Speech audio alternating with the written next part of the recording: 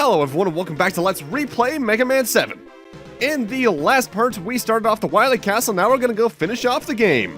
We only have the one final stage this time around though, there's no hidden actual final stage where you fight Wily's true form.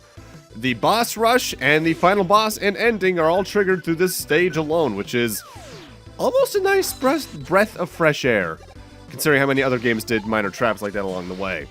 And they do give you a nice little restock point here, an extra life, a W tank, because you're probably going to need one along the way, as well as some bolts in the case you need to go buy things. The boss rush capsule room this time around has an elevator to take you from floor to floor, but otherwise is the same stuff, different graphics, really. Which means, let's hit that music.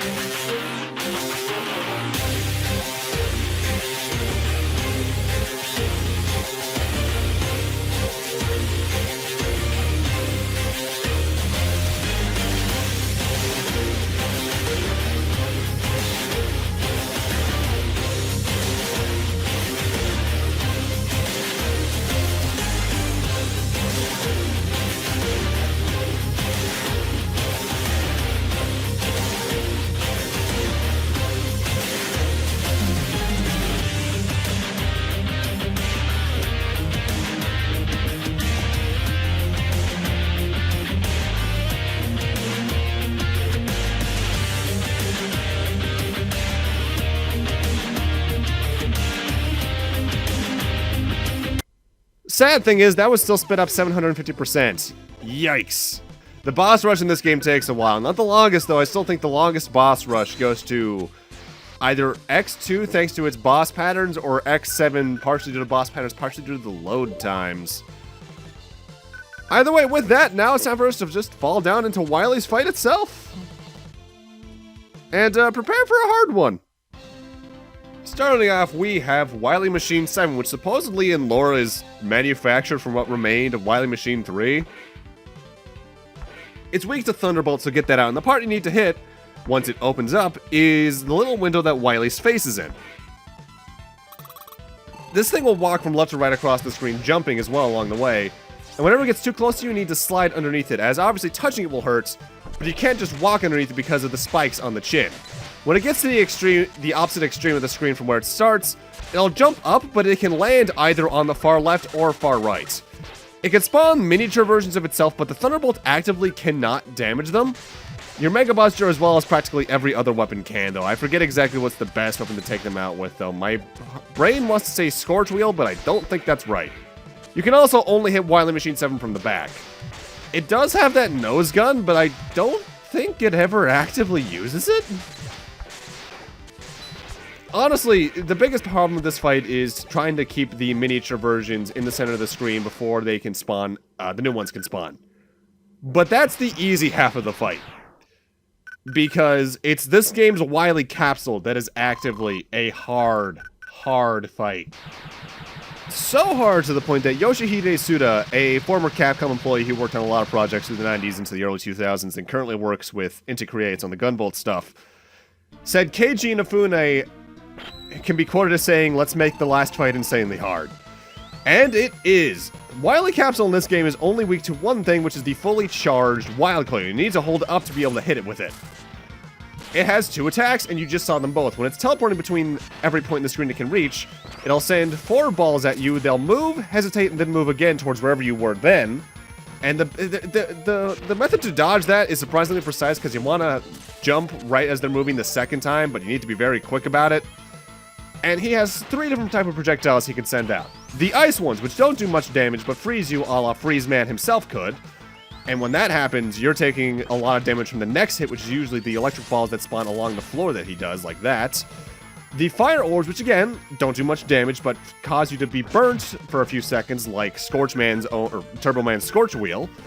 Or his electric attacks, both of them which hurt really hard, be it the electric ball he sends out, or the ones that he spawns afterwards. With that said, the Thunderbolt does have a use in this fight, because if you hit the Wily Capsule with the Thunderbolt itself, it prevents him from shooting the first 4 elemental shots at you. With that said, it doesn't do any damage to him, period. Anything you can damage him with that isn't the fully charged Wild Coil only does 1 damage.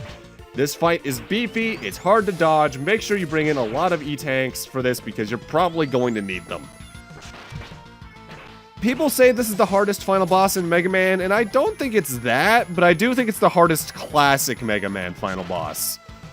As the Wily Machines from 1 through 6 aren't much to worry about, same with the respective capsules. 8's final boss is a joke. Mega Man and Bass's final boss can be hard as Mega Man, but as Bass it's not much to worry about. 9 and 10, no. 11, no. X series has such different mechanics that it doesn't really matter at that point because it's such a different comparison. Though I do think the hardest final boss in X is still to this day X3's. Yeah, I can't think of a boss that's harder than this in Classic. But it's over. Bring enough E-tanks and hopefully you can make it through with no problem. Well, with some problems, but smoothly.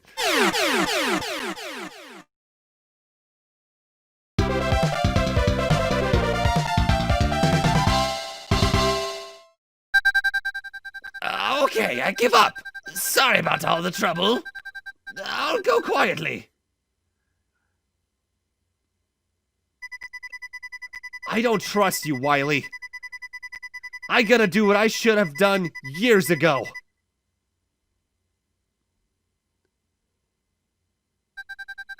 You forget, Megaman. Robots cannot harm humans. I am more than a robot. Die, Wily! Hot damn, Mega Man, chill out.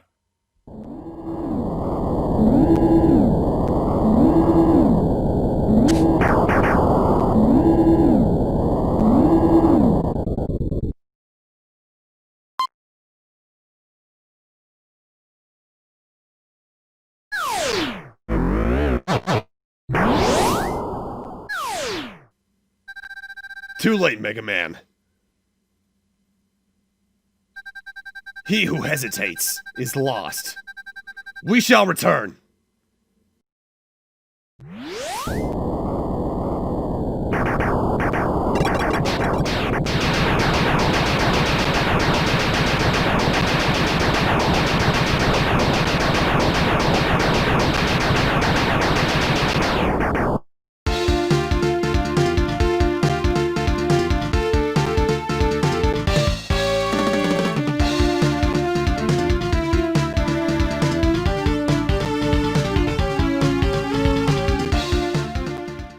Hot diggity damn, that walk cycle is badass.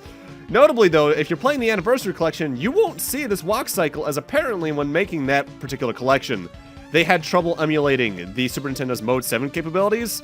However, the Legacy Collection 2 did restore this. But that's Mega Man 7! I used to not like this game very much. Nowadays, I do. It's not a game I go back to often, and again, as I mentioned last part, if I go back to it, I'm usually just playing the main 8 Robo Master stages. But I think the game itself is pretty fun. The stage designs are nice, there's a lot of cool stuff in along the way, and a ton of little nice details. The boss fights are cool, even when you combo them to death. And plus it gave us Bass and Trouble, which are cool characters in and of their own right. The soundtrack's also pretty kick-ass when it can be, it's just that the music isn't the most memorable outside of it, in my opinion. But that's about every single classic Mega Man game with an LP that's up to quality, in my eyes at least. Technically speaking, I haven't done 11 yet, and I'll get to that when I get my next computer, which should be hopefully soon. And there are obviously some fan games, but I'm now very proud of my classic Mega Man runs. With that said, one thing I haven't done this entire LP because I was delaying it is reading Bass and Treble's CD data from Mega Man and Bass. For instance, Treble is a wolf-type robot created to support Bass. It can transform into an adapter and will join with Bass. Good point, he's got brute instincts. Bad points, he's got a little bit of a habit of biting. Likes girls. What? And dislikes Rush and Tango, whereas Bass himself is a robot that Dr. Wily has created to be like Mega Man. His final goal is to beat Mega Man. Good point, he's emulous. Bad point, he's as vain as a peacock. Explains the head. Well, he likes being the champion, and he dislikes weak robots. I don't know why I like Bass so much, but he's always just been one of my favorite characters. Hell, I have a couple of old, I don't think they're Jack specific, but they're like old, early 2000s Mega Man toys scattered across my house. And one of them is, I think what you had to do was collect like a bunch of other toys, and you got pieces for base, or maybe it was pieces for Mega Man, and I just had the base figure because I liked base. Because I have 2 base figures. I have that one, which was surprisingly posable for the era, and I have a relatively brick-like Battle Network base toy where his head fins are kind of chewed up because of the dog we had at the time. My brother's dog, Chewy, kind of bit that up like nothing else. With that said, if you ever want to play Mega Man 7, you're in luck because it's all over the place. It's on the Super Nintendo, of course, and I believe it was on one of the virtual consoles, but I forget exactly which. I want to say maybe it's on the 3DS one. It's in the Mega Man Anniversary Collection, which is on the GameCube, PlayStation 2, and Xbox, I believe. And then it's in the Mega Man Legacy Collection too, which is on basically all modern consoles, PC, Switch, PS4, Xbox One. Is there another one I'm not thinking of? I think that's all of them. And I highly recommend it. It's not my favorite Mega Man game. In fact, out of classic, I wouldn't even say it's in my top 5, but it's still damn good. I will say, though, it does take some getting used to compared to the NES classics if you grew up with them or that's the ones you're used to, just due to the different screen ratio, at least in terms of sprite sizes, and sometimes the boss patterns can be a bit more complicated than the NES ones in terms of speed, meaning you could have some problems with some of the bosses early on, particularly if you choose Freeze Man or maybe even Junkman to be your first fight. I do find it odd, though, that this and Mega Man and Bass and technically Mega Man Soccer are the only Super Nintendo classic Mega Man games. You'd figure with apparently how short this game's development cycle was, that they would have been able to cobble together a Mega Man 8 on the Super Nintendo as well really quickly. Of course, at the same time, though, this did come out in '95, I believe, meaning the PlayStation was literally just on the horizon, so they probably wanted to just move Mega Man 8 onto that for the better possibilities, because let's see, Mega Man 8, what was that, 97? 96, yeah, not even a year later in Japan. So they were probably already developing it at this point when it was released in the States.